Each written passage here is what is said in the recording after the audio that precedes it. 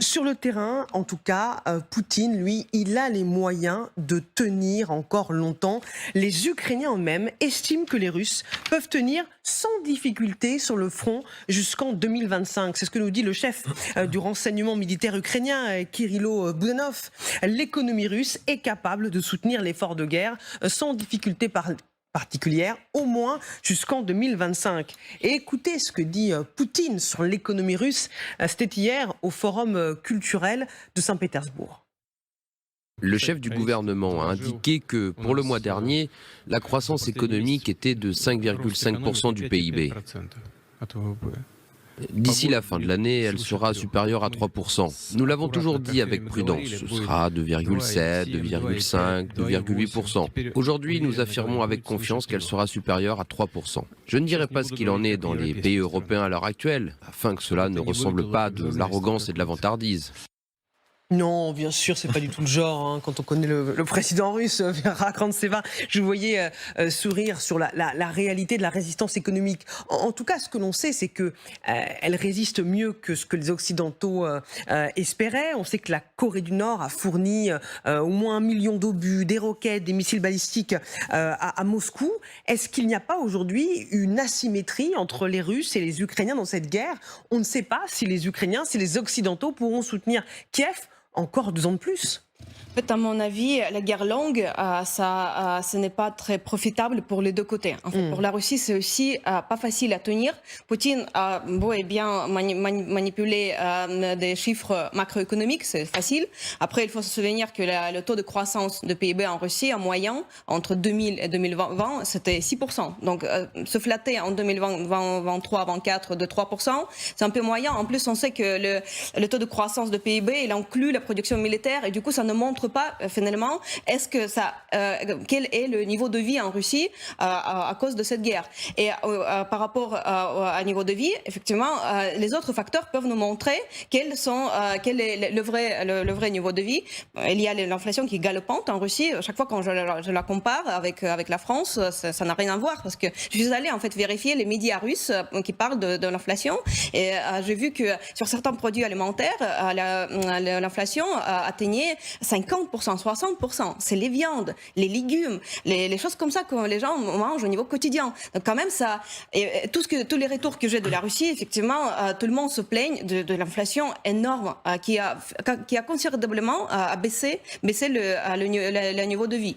Après, même si au niveau macroéconomique, Poutine montre un indicateur de croissance de PIB, quand même, on peut voir le budget russe. Ce qu'on constate, qu'il y a une perte, déjà le budget est devenu déficitaire, ce qui n'était pas le cas avant. Avant, le budget russe, entre 2017 et 2020, quand même, avait un excédent budgétaire, donc il avait des fonds un peu à côté pour les situations de crise. Voilà, maintenant, c'est plus le cas. Les pertes des revenus pétroliers sont aussi tombés de 30%. Donc c'est aussi un coût très fort parce que le budget russe est composé à 40% des revenus pétroliers.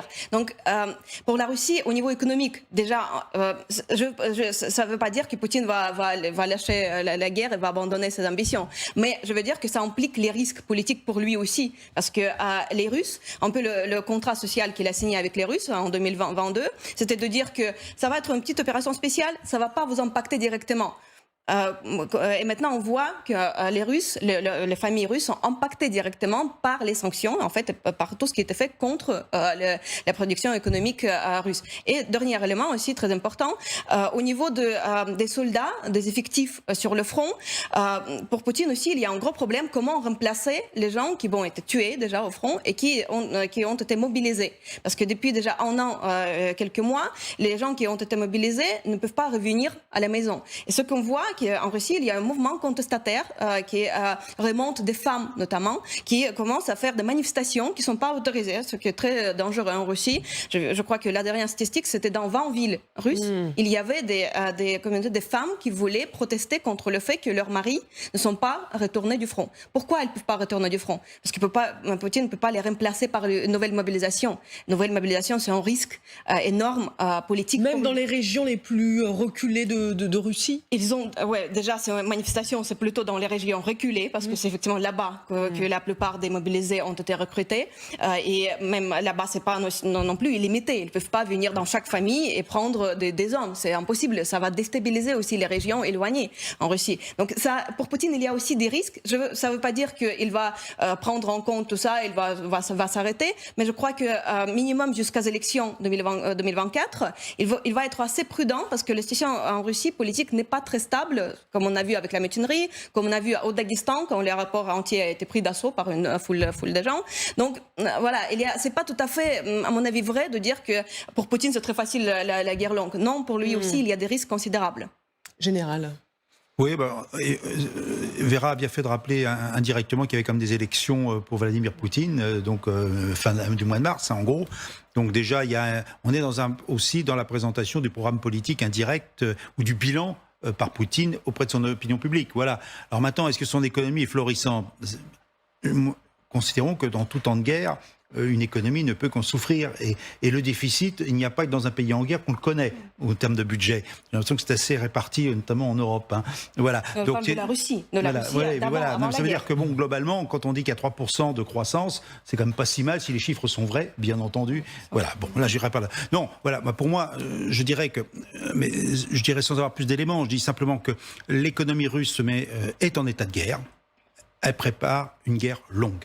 Maintenant, est-ce que la Russie va pouvoir tenir dans la durée ? Et je suis encore toujours surpris, mais j'ai déjà dit tout à l'heure, que c'est encore le service de renseignement ukrainien qui nous dit ce qu'on doit penser, en disant voilà ce qu'on doit penser des Russes. En disant voilà, la Russie est capable de faire la guerre jusqu'en 2025. Non, mais Poutine le dit aussi, c'est pour ça que pour une fois, ils sont un peu raccords. Ils sont peut-être téléphonés avant, je n'en sais rien. La Russie à tenir encore. Mais voilà, à la limite, j'aurais préféré que le président Zelensky nous le dise, j'aurais plus eu confiance, limite. J'aurais plus confiance. Peu importe. On est dans une économie qui se met en état de marche, qui fonctionne, et on le voit bien sur le terrain. Pour l'instant, toutes les déficiences dont on a parlé, je me souviens de certains qui disaient il y a plus d'un an qu'il n'y avait plus de missiles, qu'il n'y avait plus rien, plus de but du côté russe. Aujourd'hui, c'est pas le cas quand on voit les combats tels qu'ils se passent. C'est-à-dire que l'économie s'est mise en situation d'état de guerre. Alors effectivement, ça aide à la croissance du PIB puisque l'industrie fonctionne, mais ça prouve quand même que la Russie a su faire face. Et puis même sur le prix du pétrole, si on regarde bien, même s'il y a un plafonnement voulu par les États européens à $60 si on doit acheter du pétrole russe, on voit bien qu'ailleurs ce n'est pas forcément le cas et que le baril doit être entre 85 et 90 dollars le baril. Donc il y a des possibilités de contourner et d'avoir des rentrées d'argent. Alors même si le budget a peut-être baissé littéralement, il y a quand même la vente de tout cela. Donc finalement, la Russie s'en sort entre guillemets assez bien. La question est de savoir, vous l'avez évoqué, est-ce que la population russe, effectivement, ne va pas réagir petit à petit face aux restrictions, peut-être à la hausse de la vie, et puis surtout aux mobilisés effectivement qui ne reviennent pas. C'est ce qu'on a évoqué cet après-midi d'ailleurs, les mobilisés qui ne reviennent pas, ou 1 an et demi sur le front. C'est énorme. Chez nous, c'est impensable à date d'aujourd'hui, mais ils y sont. Pression des familles, et puis quand même ce dont on ne parle pas parce qu'on ne le sait pas, c'est le retour des corps d'une manière ou d'une autre. Il y a quand même beaucoup de morts en Russie, et je ne pense pas que ça ne puisse pas impacter, et même il y a aussi pas que des morts, il y a tous les blessés qui rentrent. Donc comment se fait-il qu'il n'y ait pas une réaction au sein de la société civile russe, alliée justement aux questions économiques, à la situation d'opérations spéciales, et puis dans un cadre, je dirais, d'élection. Donc la question, qui va pouvoir se présenter contre Poutine ? Tout le monde dit qu'il sera élu, très bien, et que les oppositions seront faibles. Mais peu importe, on peut s'étonner quand même d'une certaine apathie de la société russe, même si on pourra nous dire qu'elle a toujours été comme ça. Ça surprend toujours, voilà. Avant qu'on vous explique ce qu'un mercenaire de Wagner faisait face à des collégiens, Claude Manche-Maison et David Rigoulet-Rose, sur Poutine, qui peut tenir jusqu'en 2025. Oui, en effet, comme ça vient d'être dit, Poutine a les yeux rivés à sa réélection du mois de mars prochain. Et dans les 4 mois qui nous séparent de cette réélection, on va assister à un festival de Poutine. Il est d'ailleurs déjà en campagne depuis 1 mois. C'est pour ça qu'il a changé d'attitude. Physiquement, il a changé. Il est en campagne. Il a un plan de campagne. Il multiplie les événements. Et autant, il y a 10 ans, il nous faisait le coup du super Poutine qui plongeait au fond de la mer Noire pour en retirer une amphore grecque qui probablement y avait été posée 2 jours auparavant, super Poutine qui faisait de l'ULM au milieu des cigognes, etc., qui pilotait un avion, Là, on va avoir des choses qui sont calibrées, ciblées en termes de communication pour sa réélection. Car je pense qu'il il a une différence d'appréciation par rapport à son porte-parole Peskov, qui il y a 3 mois disait de toute façon ça sert à rien, ça coûte cher et on connaît déjà le résultat. C'est pas si sûr. Et ce que disait Vera tout à l'heure est important. On va voir comment se profile la campagne, mais après tout, il va falloir voir aussi ce que les partisans de Navalny préconisent pour l'élection. Peut-être qu'il y aura des abstentions, peut-être qu'il y aura beaucoup de votes nuls, peut-être qu'il y aura beaucoup de façons d'exprimer un désaccord avec, en effet, la voie choisie par Poutine. C'est en tout cas à ça qu'il faut jouer de notre côté, et c'est pour ça que c'est pas une bonne idée de décrédibiliser l'armée ukrainienne, de dire que l'Ukraine n'y arrivera pas et que dans le fond la Russie finira par gagner, c'est-à-dire par conserver les territoires qu'elle a sous son contrôle. Rapidement, David, c'est possible. Oui, mais le bilan, effectivement, dans la perspective de la campagne, c'est aussi les territoires annexés, qui peut présenter comme un gain. Qui évidemment n'est pas reconnu par la communauté internationale, mais lui, vis-à-vis de son opinion publique, il peut dire qu'il a quelque chose à mettre sur la table, et ce qui n'est pas rien par rapport à la société russe.